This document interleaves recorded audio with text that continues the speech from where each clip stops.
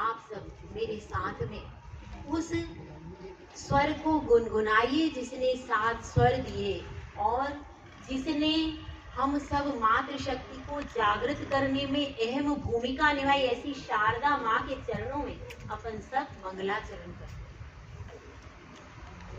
कोयल जैसी मीठी माँ जिनवाणी, कोयल जैसी मीठी माँ जिनवाणी, शीतल है जैसे झरने का पानी, शीतल है जैसे झरने का पानी, अरिहंतों के मुख से ये तो खिरने लगी थी, अरिहंतों के मुख से ये तो गिरने लगी थी, गणधरों के वचन में ये निखरने लगी थी, गंधर्वों के वचन में ये तो निखरने लगी थी, धर्म कथा कहती है जग कल्याणी, धर्म कथा कहती है जग कल्याणी,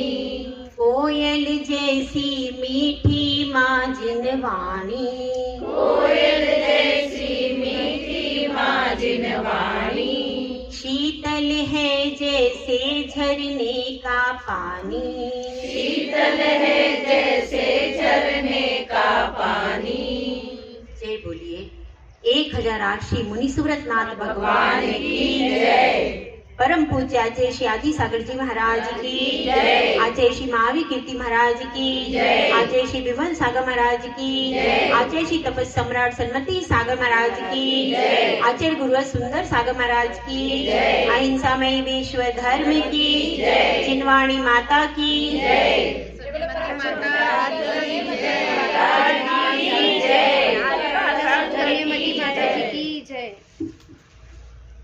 जब और मातृशक्ति को देख करके मन एकदम आह्लादित हो गया है, प्रफुल्लित हो गया है और ऐसे खिल गया है जैसे कि कोई फूल खिल जाता है। मातृशक्ति की जिसमें सृजन की क्षमता है, एक सीप सृजन करती है मोती का, सागर सृजन करता है बादल का, चित्रकार विभिन्न रूपों में समस्त सृष्टि को जीवंत करता है, कवि अपनी कल्पना से नवीन कृतियों का सृजन करता है और धरती अपने अंक में सृजन की क्षमता को समेट कर बैठी है।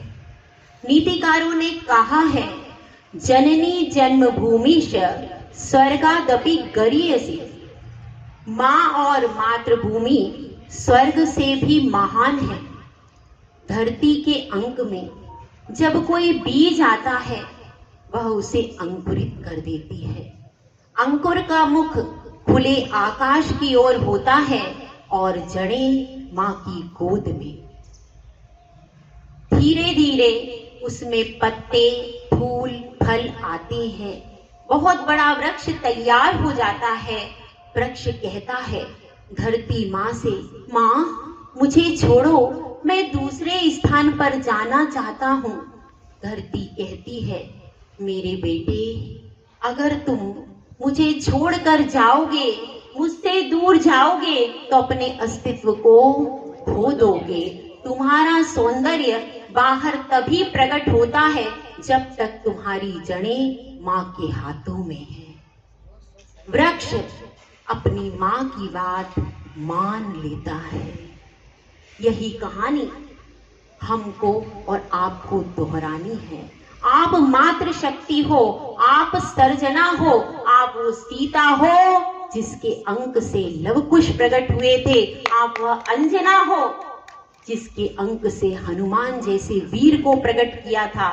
ऐसी वह कौशल्या माता जिनसे हमारे रामचंद्र जी जैसे अवतार हुए हैं। तो ऐसी हमारी मातृशक्ति है जिसने, और ऐसी ही आपके पास एक विशेष मातृशक्ति यहाँ पर बैठी है कि जिन्होंने आचार्य सुंदर सागर महाराज, जो आपके सामने ये गुरुदेव दिखाई दे रहे हैं, जो कि दिगंबर मुद्रा का रूप आपको दिखाई दे रहा है, जो कि लगभग 28 सालों से दिगंबर अवस्था में इस धरती पर संस्कारों का शंखनाद कर रहे हैं, ऐसे वे महापुरुष, उनकी जननी माता आप सबके समक्ष है, श्रीमती सावित्री देवी। और उन्होंने अब इस मातृशक्ति को जागृत करने के लिए दीक्षा लेकर के इस पथ पर चल पड़ी हैं और अब चुल्लिका सुधन्यमती माता जी के नाम से यहाँ बैठी। आपके सामने तो साक्षात रूप है, जिसने अपना पुत्र इस धर्म और देश के संस्कारों के लिए सौंप दिया, उससे महान आदर्श और आपके सामने क्या हो सकता है। ऐसी ही मातृशक्ति की आज के समय में हमें आवश्यकता है कि नहीं? हमको आवश्यकता है संस्कारों के जागरण के लिए। ऐसी ही मातृशक्ति हमारे लिए वह रूप हो सकती है, वह आदर्श हो सकती है कि जिसके आधार पर हम आगे बढ़ते चले जाएं। तो यह मातृशक्ति है। आप मत कहिए कि हम हाउस वाइफ हैं। क्या कहते हैं हम? अगर हम कुछ नहीं करते हैं, कोई भी फैक्ट्री में काम नहीं करते अथवा कोई बिजनेस नहीं करते, तो हम क्या कहते हैं? हम हाउस वाइफ। मत कहिए हम हाउस वाइफ है, हम मातृशक्ति है, हम में अपार शक्ति है। एक पुरुष धनवान हो सकता है, बलवान हो सकता है, लेकिन जो सहनशीलता, धैर्य और साहस आप में हिलोरे ले रहा है, वो उसमें नहीं हो सकता। वह कभी भी मातृशक्ति के समान धैर्य नहीं रख सकता। तो आप धैर्य की प्रतिमूर्ति हो। अपनी क्षमता का मूल्यांकन कीजिए।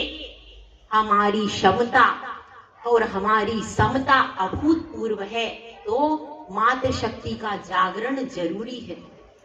संस्कारों का प्रथम चरण होता है जागरण। सोते हुए पंछी उड़ना नहीं सीख सकते। सूर्य की प्रथम किरण जब उस पंछी को दुलराती है, वह होले होले अपने पंखों को फड़फड़ाने लगते हैं। कभी घोंसले में बैठी अपनी माँ की तरफ देखते हैं, कभी असीम आकाश की तरफ देखते हैं। उड़ने की इच्छा है, मगर इशारा चाहिए। गिर जाए तो हाथ तुम्हारा चाहिए, तुम्हारा हाथ चाहिए। वो पहले पहले जब छोटे छोटे शिशु अपनी पलकों को खोलते हैं तो माँ की ही तरफ देखते हैं। हे माँ, तुम्हारी जिम्मेदारी है उनके हाथ को छोड़ना नहीं, उन्हें व्यसनों में मोड़ना नहीं। ये जिम्मेदारी तुम्हारी है कि तुम सृजन करो। तुम्हें सृजन कंस का करना है कि तुम्हें सृजन कृष्ण का करना है। यह सृजन का सारा सेतु तुमसे ही जुड़ा है। तुम में देवकी बसी है, तुम में यशोदारा बसी है, और ऐसी एक मदालसा माँ भी हुई है जिसने अपने 7 पुत्रों को जिन शासन के लिए, संस्कारों के लिए इस मार्ग पर साधु वेश में अर्पित कर दिया। अरे साधु तो संस्कारों का शंखनाद सबसे ज्यादा करता है। वह तो संस्कारों का इतना शंखनाद करता है कि पूरा जीवन ही उसका धर्म और देश के संस्कार के लिए ही अर्पित है। तो इसलिए माँ बहुत बड़ा गहरा शब्द है, और इस शब्द में गहराई भी है और ऊंचाई भी है। दुनिया के तमाम सागर होंगे जिनमें केवल गहराई है, लेकिन माँ ऐसा शब्द है जिसमें जितनी गहराई है उससे ज्यादा ऊंचाई है।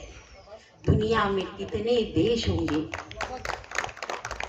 दुनिया में कितने देश होंगे, किसी भी देश के आगे आपने कभी मदर सुना है कि चाइना माता है कि अमेरिका माता, कि अमेरिका मदर ही लगा लेते, मदर तो लगा सकते थे कि नहीं, कभी किसी ने लगाया है।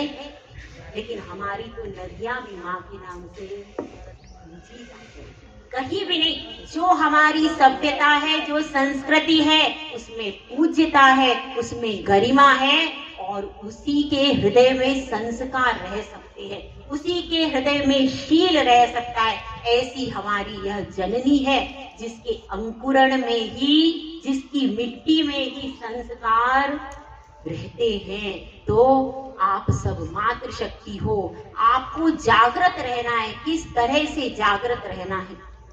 तो जागरण के लिए सर्वप्रथम जिस भी शिशु का सृजन होता है, तो सृजन होने से पहले गर्भ के 16 संस्कार आदि पुराण में आए। जो आदि ब्रह्मा, हमारे यहाँ आदि ब्रह्मा ऋषभदेव को कहा गया। आपके भी जो प्रथम अवतार बताए गए हैं वो ऋषभ अवतार बताया गया है। पहला आपके जो 24 अवतार है पुराण में आता है, मार्कंडेय पुराण में शायद। हाँ, तो उसमें जो 24 अवतार बताए गए हैं उसमें पहला ऋषभावतार है। तो जो ऋषभावतार जो है तो उसमें आदि ब्रह्मा के नाम से जानते हैं। तो वहां पर बताया है 16 संस्कार बताए। उसमें प्रथम संस्कार बताया है कि कोई स्त्री जब उसको गर्भ धारण करना है, गर्भ धारण के पहले जो उसके पति हैं, पति के साथ में विधिवत आकर के मंदिर में पूजा करे, आराधना करे प्रभु की। और प्रभु की विधिवत आराधना करने के बाद जब चतुर्थ दिवस के पश्चात वह जाकर के विधिवत गर्भाधान करे। और उस समय पर कैसे करे? विषय सुख की इच्छा से नहीं, मैं योग्य लवकुश जैसी अत्यंत योग्य अत्यंत निर्मल संतान को उत्पन्न करूंगी, ऐसी भावना से भर करके वह उस कार्य को करे। इतना प्रबल उसमें कितनी शक्ति होगी। और आजकल तो केवल वासनाओं और कामनाओं की तरफ जा रहे हैं। इसीलिए योग्य संतानों का सृजन बिना उद्देश्य के, बिना लक्ष्य के पूर्ति संभव। इसीलिए पहले ही उसको गर्भाधान संस्कार किए जाते हैं और जाकर के वह बड़ा परम पवित्र लक्ष्य लेकर के उस संतान के लिए क्या करती है? गर्भाधान संस्कार होते हैं। और उस संस्कार के द्वारा वह संस्कारित होती है। उसके बाद वह गर्भाधान जब हो जाता है, उसके बाद फिर धीरे धीरे जब अंकुर होता है तो उस समय भी पूर्ण समय अपना धर्म ध्यान में, पुराणों के अध्ययन में ही बिताती है।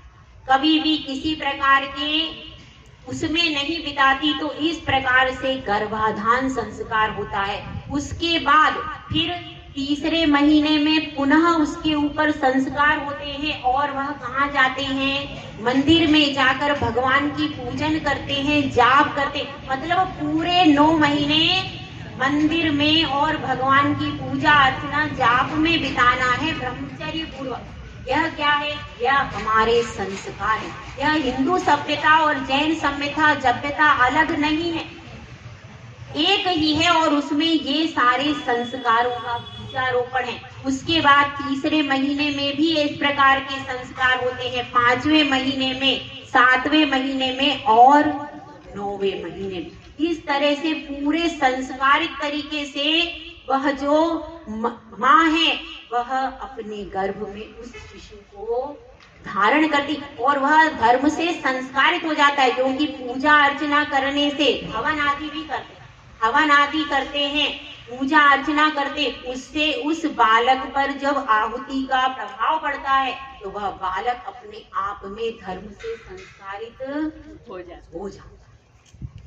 ऐसा हुआ। तो ये सब हमारी प्राचीन सभ्यता, ये हमारी प्राचीन सभ्यता, प्राचीन संस्कृति है। और हम इस संस्कृति को आज भूल गए। हम आज इस संस्कृति को भूल गए। अब तो महिलाएं कहाँ जा रही हैं? संस्कार का कोई नाम ही नहीं। और महिलाएं होटल में जा रही हैं तरह तरह से। पहले 9 महीने तक महिला धर्म ध्यान करती थी, संस्कारित रहती थी, रामायण का पाठ होता था। हमारे यहाँ रामायण पद्म पुराण के नाम से, तो पद्म पुराण का उसमें स्वाध्याय कराया जाता है। 9 महीने तक रामायण का स्वाध्याय कराया जाता है उन महिलाओं को। क्यों? तो क्योंकि बालक हमारे राम और लव कुश जैसे, यही सब यहाँ पर भी है कि राम और लव कुश जैसा बालक चाहिए, रावण और कंस जैसा बालक, सीता जैसी, सती जैसी, सीता सती जैसी हमारी कन्या चाहिए और राम जैसे हमारे सुपुत्र चाहिए। इसीलिए क्या करते हैं? इसीलिए और जब वहां पर अंकुरण हुआ उसी समय संस्कार का क्या होता है? जिस समय अंकुरण हुआ उसी समय पृथ्वी को संभालना होता है। अंकुरण यदि हो गया और उसके बाद यदि अंकुर को आपने सही दिशा नहीं दी, उसको संभाला नहीं, तो क्या हो जाता है? तो भी उसमें क्या हो जाता है? अगर पानी ज्यादा हो जाएगा तो वह बाढ़ से भी नष्ट हो सकता है, गल भी सकता है। और यदि पानी कम है तो भी वह नष्ट, सूख करके भी नष्ट हो सकता है। दोनों अवस्थाओं में उस अंकुरण को भी संभालना बहुत जरूरी है। और गर्भ के संस्कार जैसे पड़ जाते हैं, बालक में वही सब चीजें डेवलप हो जाती है। यदि माता क्रोध करती है तो वह बालक भी क्रोधी स्वभाव का हो जाता है। इसलिए उस अवधि में धर्म ध्यान करने के ऊपर सबसे ज्यादा ध्यान दिया जाता है। तो इस प्रकार से तो गर्भ के संस्कार होते हैं। अब गर्भ के बाद बालक को कैसे संभालना है?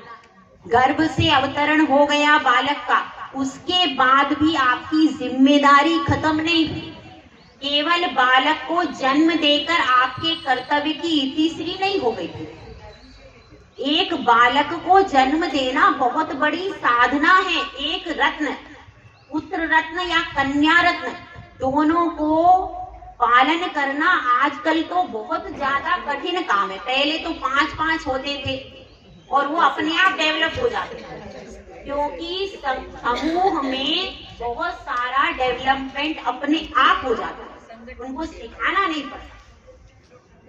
और सबसे बड़ी हमारे यहाँ अवमूल्यन आज की डेट में क्या हो रहा है कि लंबी आयु में माता बनती है।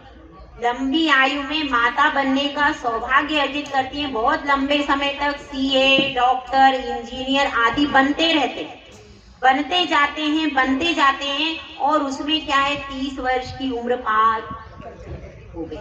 अब क्या है, अब शरीर कैसा हो जाता है, सख्त हो जाता है।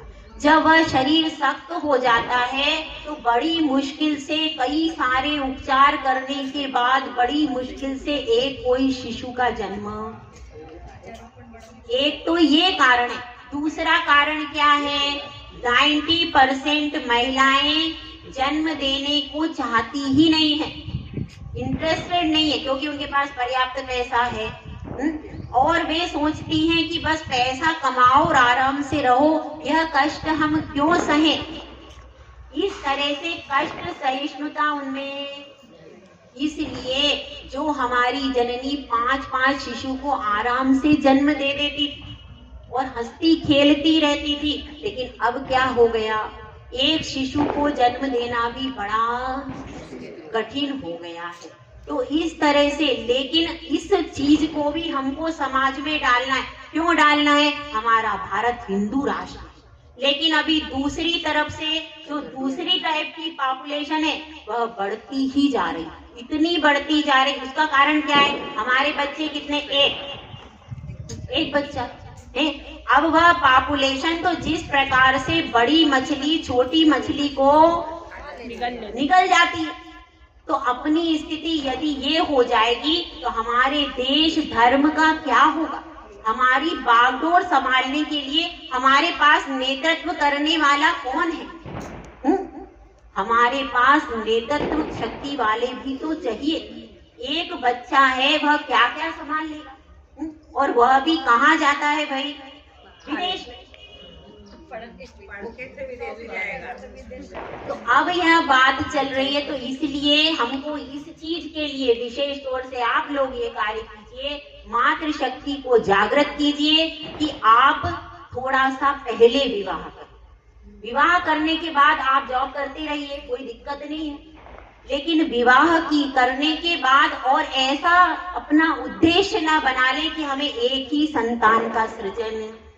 आज की डेट में कम से कम एक नारी से 4 संतान का सृजन होगा, तब हमारी भारतीय संस्कृति और भारतीय परंपरा बचेगी। आप देख लीजिए, हिसाब लगाकर टोटल उधर तरफ से सृजन देख लीजिए और हमारी भारतीय और हिंदू सभ्यता का सृजन देख लीजिए। तो अगर एक माँ 4 पुत्र रत्न या कन्या रत्न कोई भी हो, इसमें कोई भेदभाव नहीं है, चाहे वो 4 कन्याएं हो, चाहे वो 4 पुत्र हो, कोई भी हो, कोई भी संतान, क्योंकि बेटी और बेटा आज की डेट में बराबर हैं, दोनों समान अर्जन करें, चाहे धन का सृजन हो चाहे कोई भी क्षेत्र हो, तो दोनों समान हैं। और एक नारी है तो वह भी आगे संतति के लिए आवश्यक है। तो अब इस तरह से हमको एक यह सूत्रपात करना है कि हमें सृजन बढ़ाना है। और सृजन कब बढ़ेगा, जब हमारा विवाह कम से कम 23 साल में 24 साल में विवाह हो जाए। जब ये हो जाएगा तो फिर, और उसमें भी नहीं भाई हमें 5 साल तो अभी संतान को उत्पन्न नहीं, हम हमारा सेटल कर रहे हैं, हम हमारा कैरियर देख रहे हैं, होता है कि नहीं है? तो ये भी नहीं, उसमें महिला शक्ति को आप जागृत करो और युवा शक्ति महिला शक्ति को जागृत करके यह उसमें करना है कि हमको यदि हिंदू सभ्यता, भारतीय सभ्यता, संस्कृति को जीवंत रखना है तो उसके लिए हमें कर्णधार भी चाहिए। तो यह बात है, तो इस तरह से अपने को यह बात समझनी है। और इसमें देखिए एक बात और आपसे कहूंगी कि सबसे पहले भारतीय सभ्यता में जो हमारे लक्षण है, भारत देश है, उसकी भाषा कौन सी है भाई? हिंदी भाषा हमारे बच्चों को आती है क्या? एकमात्र पूरे विश्व में भारत देश ऐसा है जो अभी तक गुलाम है। सही है कि गलत? सही। हर देश, चाइना के पास अपनी भाषा है, चीनी, अमेरिका के पास अपनी भाषा है, हर देश के पास अपनी भाषा है, उसकी पूरे स्कूल, उसका पूरा कॉलेज, उसकी पूरी सभ्यता उसी भाषा को लेकर चलती है। उनकी किसी भी देश के किसी भी कॉलेज में दूसरे देश की भाषा नहीं पढ़ाई जाती। हमारे यहाँ विदेशी भाषा ही पढ़ाई जाती है। हाँ, तो अब एकमात्र देश ऐसा कौन सा है? भारत। दूसरी चीज, हमारे यहाँ क्या सब देशों के अपने अपने परिधान है, सब देशों के अपने परिधान है। हमारे परिधान हम पहनना पसंद नहीं करते हैं। विदेशी लोग अपनी साड़ियाँ पहन रहे हैं। क्यों होता है ऐसा? हाँ बताइए, चलिए ऐसा क्यों है? हमारे भारत में, पूरे देश में, पूरे विश्व में ऐसा है कि यहाँ पर नहीं होता है, और हमारे देश में ऐसा क्यों हो रहा है कि यहाँ पर विदेशी लोग चीजों को लोग पसंद करते हैं? क्योंकि हम नकल करने में अकल का प्रयोग नहीं करते। मैं बताती हूँ इसका रीजन आपको। नकल करते हैं हम, खाली उनको देखकर, वो कर रहे तो हमें करना चाहिए, वो हमको फॉलो कर रहे हैं, हम उनको फॉलो। मैं बताती हूँ इसको। लॉर्ड मेकाले करके भारत आया था, आपको पता होगा है ना? जब लॉर्ड मेकाले भारत आया तो उसने देखा, उस समय गुरुकुल परंपरा थी, हमारी प्राचीन सभ्यता वही है। ऋषि मुनियों के पास में, रामचंद्र जी जो पढ़े हैं तो गुरु वशिष्ठ के पास में पहले गुरुकुल व्यवस्था थी, और गुरुकुल व्यवस्था सबसे बेस्ट व्यवस्था। तो अब वह गुरुकुल व्यवस्था थी, गुरुकुल व्यवस्था बहुत अच्छी है। गुरुकुल में जब जाते थे तो 8 वर्ष का जो बच्चा होता था, हमारे यहाँ श्रीपाल करके आया है, श्रीपाल पुराण में 8 वर्ष के जो बालक थे, श्रीपाल पढ़ने के लिए गुरुजी के पास में जा रहे थे, तो उनको पूछा कि भाई क्या नियम देंगे? तो उन्होंने कहा जब तक आप विद्या अध्ययन करोगे ब्रह्मचर्य आश्रम रहेगा, ब्रह्मचर्य व्रत यहीं से लेके जाओगे। कहाँ से? घर से। घर से ही 8 वर्ष का बालक पढ़ने जा रहे। आप कहोगे वो छोटा है, वो छोटा नहीं, उसको वहीं पर नियम दिया जाता है। अब आपका क्या नियम है? 7 व्यसनों का क्या क्या हो गया? 7 व्यसन होते हैं। कौन कौन से होते हैं बताओ भाई? जुआ खेलना, शराब पीना, चोरी करना, मांस खाना, वेश्यागमन करना, परस्त्री सेवन करना और शिकार। ये 7 व्यसन है। ये तो इनमें से एक भी अच्छा नहीं। तो इन 7 व्यसनों का तुम्हारा जीवन भर का क्या हो गया? इतना नियम लेकर के वह बच्चा कहाँ जा रहा है? गुरुकुल में पढ़ने जा रहा। उसका जीवन भर का सब त्याग। अब किसी भी प्रकार की गलत चीज उसके संपर्क में। और 8 वर्ष से जब संस्कार पड़ गए तो बच्चा आगे जाके संस्कारित हुआ कि नहीं? हो गया। तो ऐसी ये हमारी भारतीय परंपरा, प्राचीन परंपरा है कि जिसमें 8 वर्ष के बालक को ही संस्कारित। रामचंद्र जी भी जब जाते हैं तो उनको पहले से ही सारे संस्कार कर दिए जाते हैं कि 7 व्यसन। आज शराब कैसी हो गई भाई? घर घर में उसका ढेना हो गया। इसका कारण क्या है? कि हमारे बच्चों को हमने नियम हमने संस्कारित नहीं। इसके कारण वह सप्त व्यसन चारों तरफ फैल रहे और इस सप्त व्यसन पर भी रोक लगाने की आवश्यकता है कि नहीं? सप्त व्यसन पर रोक लगाने की परम आवश्यकता है। ठीक है, तो अब और हमारी भारतीय संस्कृति में हमारा जो परिधान है वह कौन सा परिधान है?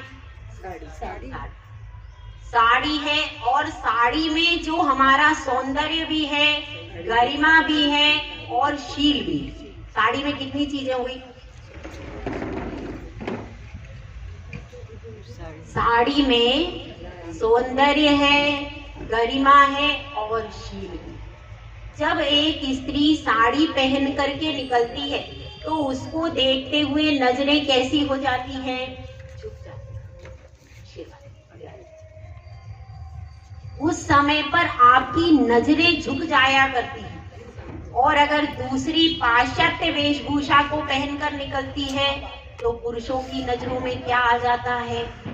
पुरुषों की नजरों में उस समय विकारी भाव आ जाया करते हैं। तो इस तरह से हमारी जो वेशभूषा है, हमको साड़ी पहन करके ही अपने कार्यक्रमों में जाने का प्रचार प्रसार, क्योंकि हमारी प्राचीन वेशभूषा साड़ी ही है और उसी का हमको प्रचार प्रसार करना। जो उसकी जितनी भी और वेशभूषाएं आई हैं वो उसके बाद आई, और पाश्चात्य वेशभूषा जो है वह तो हमारी क्योंकि मैं बात कर रही थी लॉर्ड मैकाले। तो लॉर्ड मैकाले जब भारत आया तो उसने इस प्रकार से गुरुकुल की परंपरा देखी। गुरुकुल की परंपरा देख करके वो अचंभित हो गया और वो अपने साथियों से कहता है, यह तो सोने की चिड़िया जैसा देश, इसमें तो ज्ञान, विवेक, कला, हर प्रकार की कला का प्रचार प्रसार है। यहाँ की वेशभूषा इतनी सात्विक, यहाँ पर सीता सती जैसी स्त्री, अंजना जैसी स्त्री, यहाँ पर इतनी जागृत मातृ शक्ति, यहाँ के ऐसे सुपुत्र, अरे इस देश को गुलाम नहीं बनाया जा सकता, यह असंभव है। वह हार गया। फिर उसने सोचा कुछ तो करना पड़ेगा और उसने सिर्फ एक वर्ड उछाल दिया, बैकवर्ड। क्या वर्ड उछाला? बस एक वर्ड उछाल दिया और बैकवर्ड, और हम आज तक उसी का अनुसरण। उसने क्यों उछाला था ये बैकवर्ड? ताकि हम गुलाम बन जाएं। हम आजाद हो गए। हमारा भारत गुलामी की जंजीरों से तो आजाद हो गया, लेकिन इस बैकवर्ड शब्द से आज तक आजाद नहीं हुआ। हमारी इतनी गौरवमयी परंपरा, इतनी गौरवमयी वेशभूषा, ऐसी सती सीता कहीं विदेश में नहीं मिलती, ऐसी सती अंजना कहीं विदेश में नहीं मिलती, और ऐसी सती मदालसा जिसने 7 पुत्रों को कहाँ डाल दिया? मोक्ष मार्ग पर साधु बना दिया। 7 पुत्रों को। ऐसी माँ मदालसा, ऐसी माओं की इतनी अमिट हमारी शक्ति, यानी हमारे पास सबसे सॉलिड वस्तु है, सबसे ऊंची चीज है, लेकिन हम उस ऊंची चीज को ऊंचा नहीं मान रहे। हीरा हमारे पास है, सोना हमारे पास है, लेकिन फिर भी हम उस सोने की पहचान नहीं कर रहे। और मुझे मातृशक्ति से कहना है कि जब हम विवाह करते हैं तो हमारे 16 श्रृंगार होते हैं।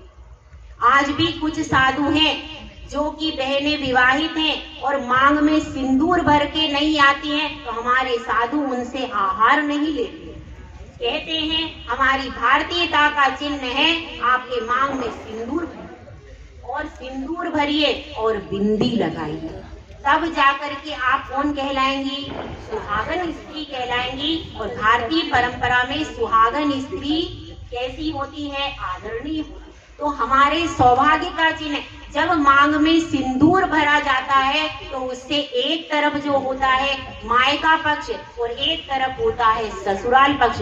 दोनों पक्षों को, दोनों कुल की लक्ष्मी होती है, और कभी कभी बोर भी बांधा जाता है।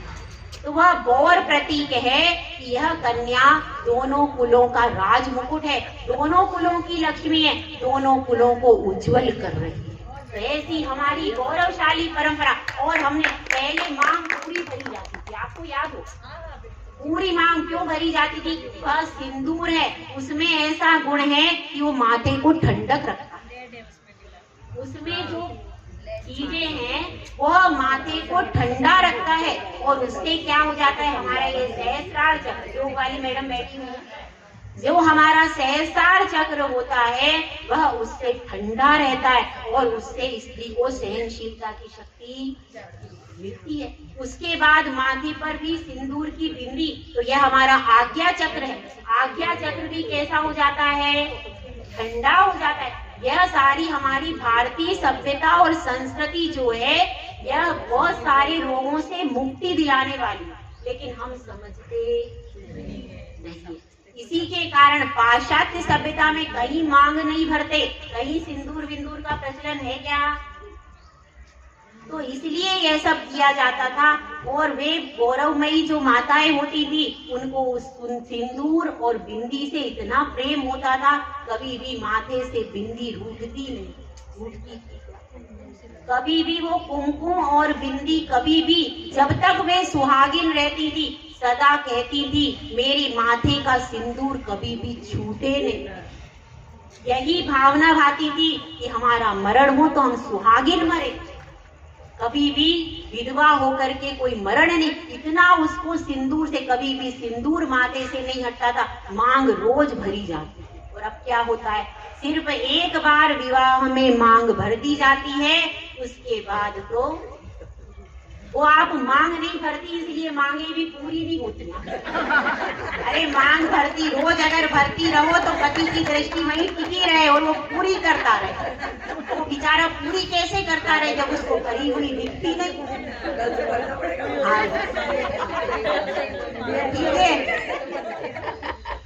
तो इन सब बातों को, हमारा जो है सब, हमारी संस्कृति बहुत महान है और हमारी प्राचीन चीजें पूरी वैज्ञानिक हैं, आध्यात्मिक हैं और ये पूरे रोगों का भी नाश करने वाली। माथे में डिप्रेशन हो जाता है, तनाव हो जाता है, मस्तिष्क का जितनी भी बीमारियां, अगर आप मांग भरोगे और बिंदी लगाओगे तो उससे क्या होगा, मस्तिष्क की सारी बीमारियां धीरे धीरे पलायन कर जाएंगी। इतना इसमें क्या है, इतना इसमें सौंदर्य भी है आपका और आपकी गरिमा भी। उस मांग में सिंदूर भरा देखकर कोई विकारी पुरुष यदि दृष्टिपात करता, जैसे रेड लाइट जली होती है तो रुक जाते, तो वो रेड लाइट देख करके बेचारा वैसे ही हट जाता। अब रेड लाइट है ही नहीं और जीन्स टॉप में घूम रहे, तो अब क्या करेगा, उसकी कोई गलती है? तो हमारी मातृशक्ति। और देखिए अब उसके बाद में क्या होता था, नाक में जो नथ होती है और कानों में जो कुंडल होते हैं उससे भी ये पॉइंट दबते, और उन पॉइंट्स के दबने से क्या हो जाता है कि आपका बहुत सारी बीमारियों का उससे भी दूर होता है। आप इस बारे में और देख सकते हैं, आपको योग उसमें विशेष मिल जाएगा।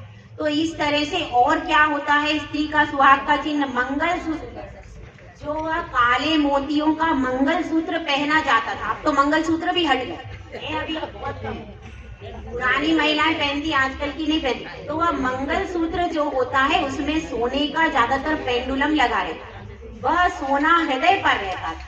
जो पेंडुलम कहाँ रहता था, हृदय में। और सोना जो है हमारे यहाँ भी शिखरों पर सोना लगाया जाता है। सोना ऐसी धातु है जो सबसे ज्यादा ऊर्जा को संग्रहित करती है, और वह सोना जब हृदय पर रहता था उससे हार्ट अटैक की प्रॉब्लम कंट्रोल होती।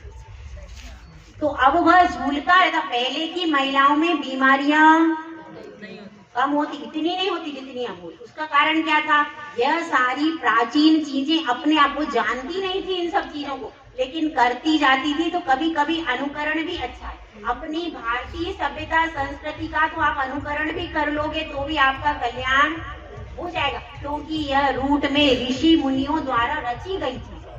और विदेशी सभ्यता में क्या है, वो तो उनकी कोई ऋषि मुनियों ने रचना नहीं की है, इसलिए वे प्रासंगिक नहीं है।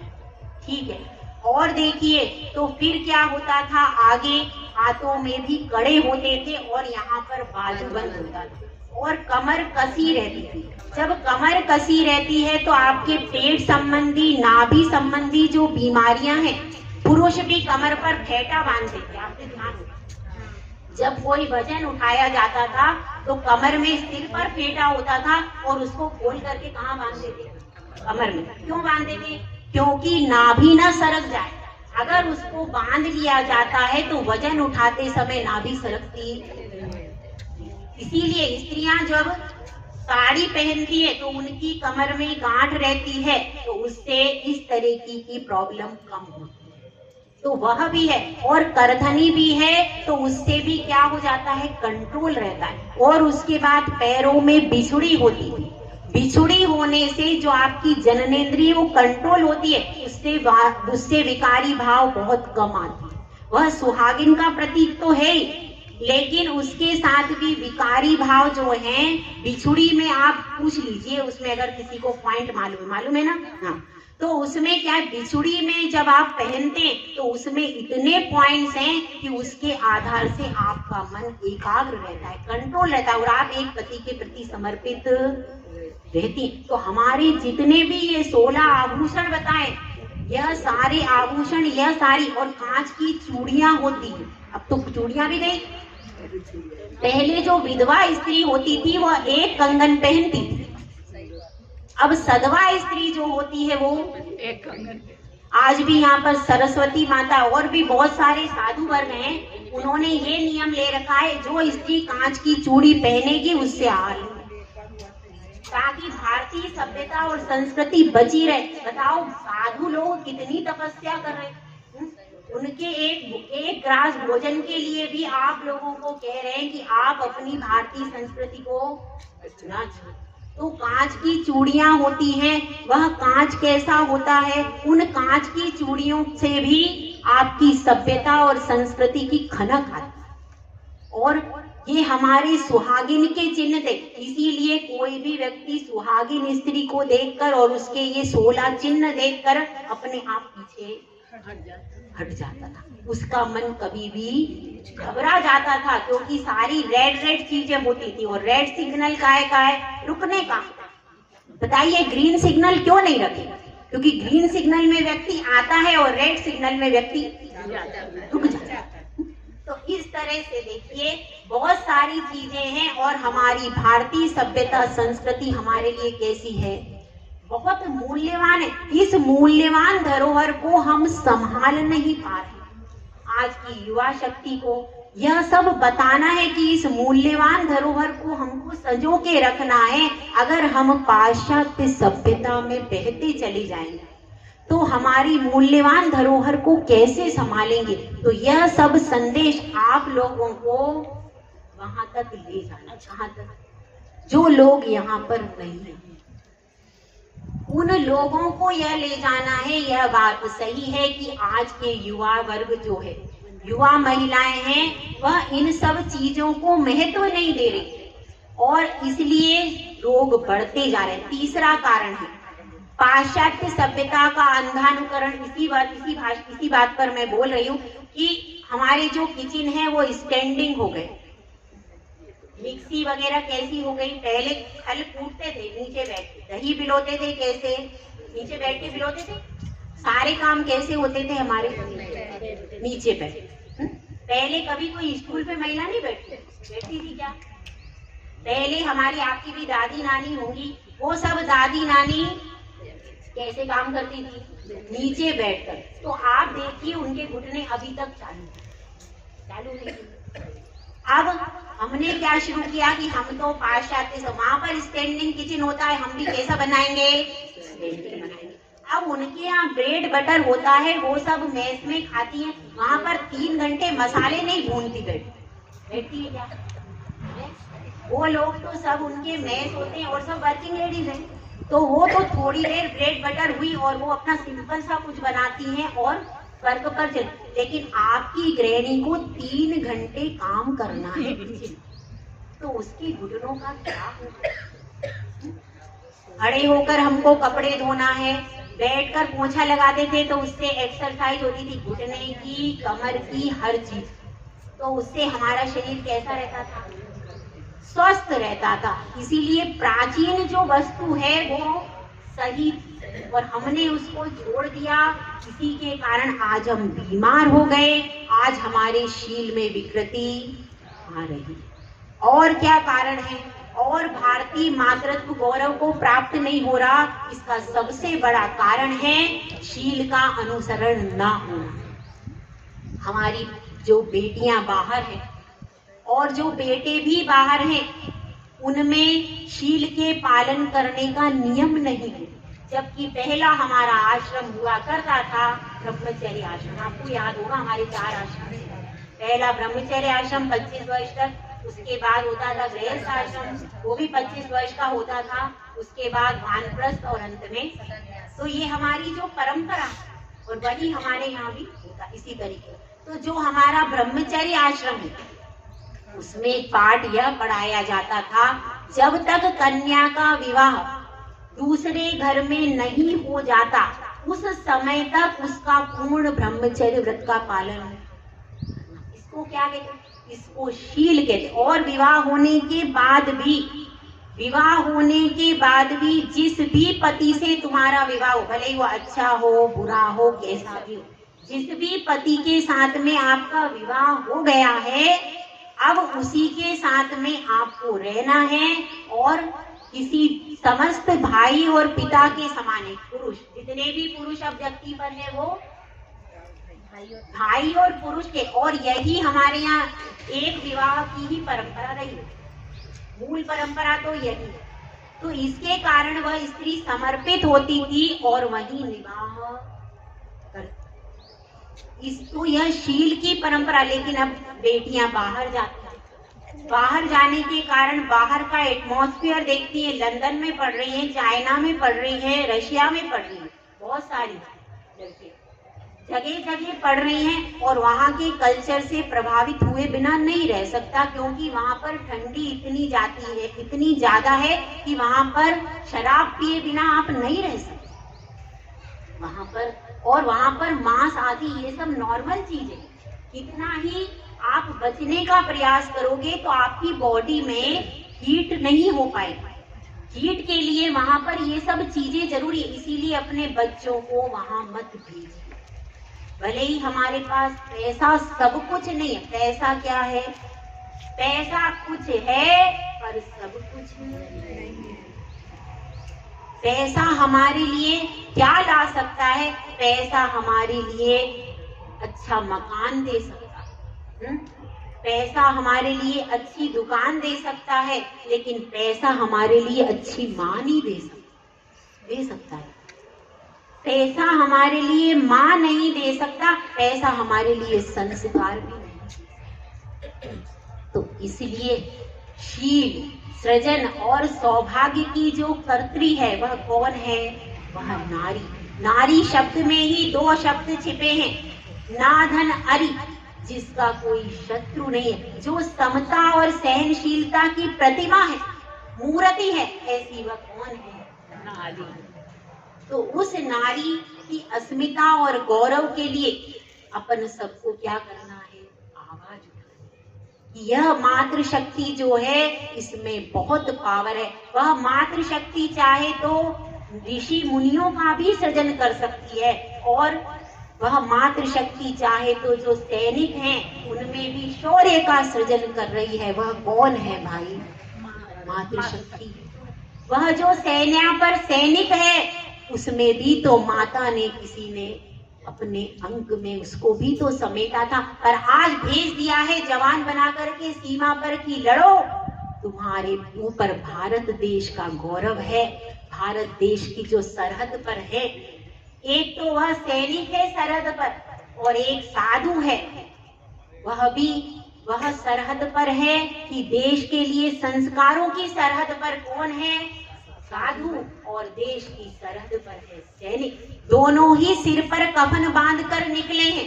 अरे उनका भी कोई नहीं है जब वो सरहद पर है, और हमारा भी कोई नहीं है जब हम संस्कारों की आधारशिला पर हैं।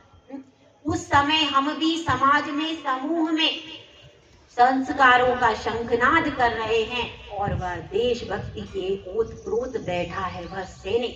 तो मातृशक्ति को आज वह समय आ गया है जो कि जागृत होना है, और हम सबको एकता और संगठन के साथ में जागृत होना। किस तरह से होना है? बहुत अच्छा प्रयास है विश्व मांगल्य सभा का। मैं स्वागत करती हूँ इनका और इनको बहुत आशीर्वाद देती हूँ सारी माताओं को कि भाई बहुत अच्छा बीड़ा उठाया है। और लेकिन इस तरह से आप रुक नहीं जाना, थम नहीं जाना, निरंतर इस लक्ष्य को लेकर के आगे बढ़ते जाइए। 4 पंक्तियों में आपको आशीर्वाद देती हूँ कि तूफानों में धीरज की पतवार जरूरी है। तूफानों में धीरज की पतवार जरूरी है, अरमानों में साहस की जलधार जरूरी है। अगर घटा ने घेर लिया हो पूरा नभमंडल, अभी तो अपना पूरा नभमंडल काला ही दिखाई दे रहा है, कोई बात नहीं। अगर घटा ने घेर लिया हो पूरा नभमंडल, बिजली की एक छोटी सी चमकार जरूरी है। बिजली की इसकी छोटी सी चमकार, अगर हम आज भी बिजली की एक चमकार, अरे कौन जानता था महात्मा गांधी जैसा व्यक्ति जिसके पास एक लंगोटी, एक पतली सी फटी सी धोती थी और वह भारत को आजाद करने में मुख्य निमित्त बन जाएगा, कौन जानता था? जानता था क्या कोई? नहीं। एक मंदबुद्धि बालक, वह एडिसन जिसने बल्ब का आविष्कार कर दिया, कौन जानता था?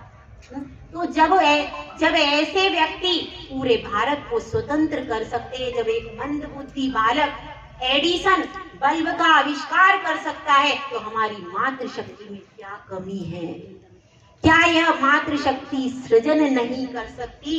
कि देखिए, शूल की धार में भी जो फूल सा मुस्कुराते हैं, शूल की धार में भी जो फूल सा मुस्कुराते हैं, कलह की रार में भी जो प्रेम के गीत गाते हैं, मुश्किलें लाख हों राहों में फिर भी जीत जाते हैं, मुश्किलें लाख हों राहों में फिर भी जीत जाते हैं। संस्कारों की माटी में शील के फूल पाते हैं, संस्कारों की माटी में शील के फूल पाते हैं।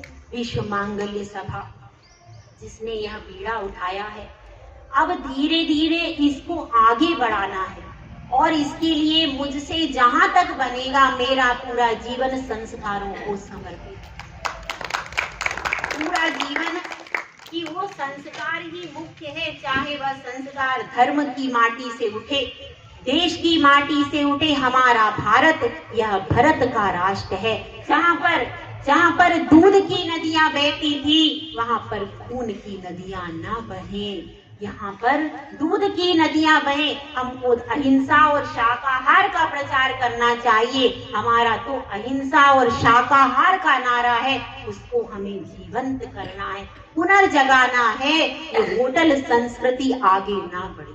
कौन सी संस्कृति आगे बढ़े?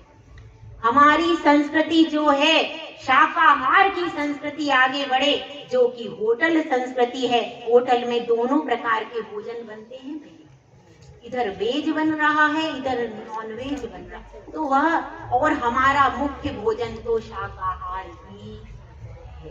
तो इसलिए हमको अहिंसा और शाकाहार का प्रोत्साहन करना है और हारना नहीं है। ये जरूर है कि अभी हमारे पास क्या है, अभी हमारे पास एकजुटता नहीं है। आज कम दिख रहे हैं हम, लेकिन फिर भी यदि हम आज भी एक मशाल लेकर के चलते हैं, जैसे एक मशाल लेकर के कोई चलता है, उस एक मशाल से भी 100 मशाल जल जाती है। एक वर्णी जी हुए हैं, वो वर्णी जी ने 1-1 रुपया दे करके पूरे भारत में गुरुकुलों की स्थापना की। इसी तरह से आज की डेट में हमको भी मिशनरियों का साथ नहीं देना है, हमको गुरुकुल की स्थापना करनी है। गुरुकुलों की स्थापना हो, और जो पहले क्या होते थे, गुरुकुल होते थे जिसमें जैन धर्म और संस्कृति का शंखनाद होता था। आज हमको मिशनरी नहीं, गुरुकुल की स्थापना हर गांव में, हर देश में गुरुकुल की स्थापना करें। और उसमें जैसे कि आर्य स्कूल बनते हैं, उसमें भाई और बहन कहा जाता है एक दूसरे, वहां पर गर्लफ्रेंड नहीं होती है, बॉयफ्रेंड नहीं होता है, क्या होता है भैया और दीदी हुआ करता है। तो वही संस्कृति हमारी है, हमारे यहाँ भाई बहन की संस्कृति है। उस भाई बहन की संस्कृति को हमें पुनर्जीवंत करना है और आप अपने रोम रोम में शौर्य और साहस भर करके इस कार्य के लिए जुट जाइए। अब मैं एक छोटी सी कविता के माध्यम से अपनी बात को पूर्ण करूँ। एक हो गई अगर मंच पर नारी कल को बदलेगी, एक हो गई अगर मंच पर नारी कल को बदलेगी, वक्त के निष्ठुर भावों को संवेदी पल में बदलेगी। एक हो गई अगर मंच पर गहन विचारों से निकलेगा सच्चाई वाला झरना, गहन विचारों से निकलेगा सच्चाई वाला झरना। त्याग प्रेम करुणा का स्वागत तुमको होगा फिर करना। अभिव्यक्ति के रण आंगन में, अभिव्यक्ति के रण आंगन में मानसिका रुख बदलेगी। एक हो गई अगर मंच पर नारी कल को बदलेगी। प्रेम कलश को हृदय बसाए मगर नहीं बिल्कुल अबला। भले ही हृदय में प्रेम है लेकिन अबला नहीं है वो।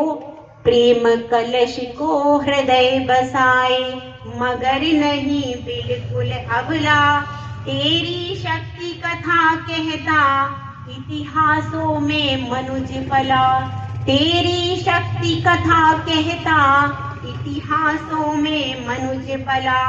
काले कुत्सित निशा फलक को कोटि चंद्र से बदलेगी। एक हो गई अगर मंच पर नारी कल को बदलेगी। घायल की सिसकार सुनेगी संस्कृति का आधार चुनेगी। घायल की सिसकार सुनेगी संस्कृति का आधार चुनेगी। सम्मानित हो सदा सभ्यता ऐसा प्रखर विचार बुनेगी। सम्मानित हो सदा सभ्यता ऐसा प्रखर विचार बुनेगी। देशभक्ति के शुभ्र रंग से, देशभक्ति के शुभ्र रंग से रंग विदेशी बदलेगी। एक हो गई अगर मंच पर नारी कल को बदलेगी। वक्त के निष्ठुर भावों को संवेदी पल में बदलेगी। हमारी मातृशक्ति जागृत हो जाए और अपने हाथों में संस्कारों की मशाल को उठा करके ऐसी संतानों का सृजन करे जो राम कृष्ण और लवकुश हनुमान जैसे बनकर पूरे विश्व में धर्म, विश्व शांति और मंगल्य का विश्व संदेश प्रसारित करें। जय बोलो आचार्य सुंदर सागर महाराज की जय।